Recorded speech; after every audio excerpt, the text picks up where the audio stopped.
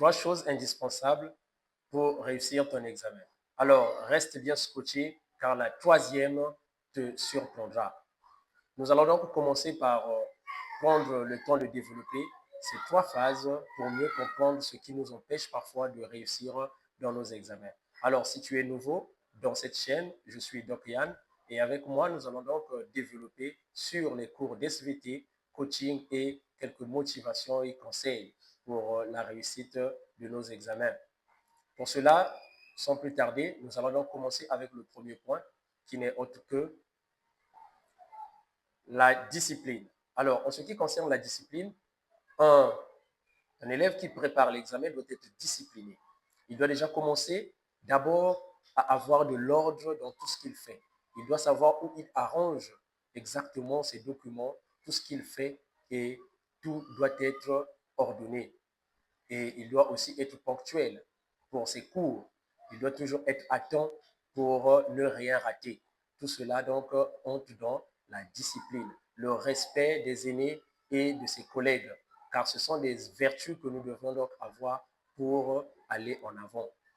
En ce qui concerne donc le deuxième point, nous allons évoluer sur la planification, qui est donc le socle en quelque sorte de ce que je vais donc développer ici, sans oublier la troisième chose que j'ai gardée pour vous, qui vous surprendra. Alors, en ce qui concerne la planification, nous avons 24 heures le jour. Mais comment utilisons-nous ces 24 heures?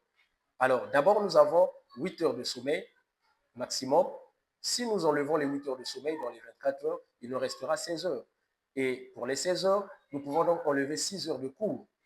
Et il nous restera donc 10 heures. Mais que font les élèves avec ces 10 heures restantes? Que fais-tu avec tes 10 heures? Alors, si on peut dire qu'il peut y avoir TD ou encore aller au centre quelque part, nous pouvons donc enlever 3 heures. Il restera 7 heures. Mais que faire avec les 7 heures? À quel moment est-ce que je dois lire? À quel moment je dois toucher pour travailler? Parce que je peux aller au centre, je peux travailler à l'école et je vais comprendre, bien sûr, mais le travail individuel est très important. Parce que ce que nous allons recevoir à l'école, c'est bien, mais nous devions appliquer cela. Parce que le jour de l'examen, nous serons seuls devant le sujet. Et donc, nous devions savoir exactement à quel niveau est-ce que nous sommes en ce qui concerne donc la connaissance que nous emmagasinons. Le travail individuel est très capital.